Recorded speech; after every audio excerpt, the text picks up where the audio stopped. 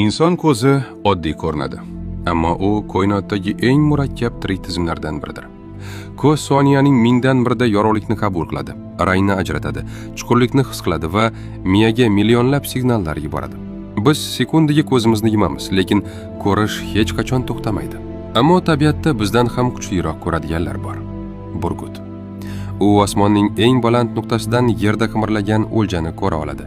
Inson ko'rmaydigan masofani u aniq ko'radi. Mantis qisqichbaqasi. U ranglarni bizdan 10 barobar ko'p sezadi. Biz uchun ko'rinmas bo'lgan dunyo uning ko'zida jonli ranglarda yashaydi. Boyqush.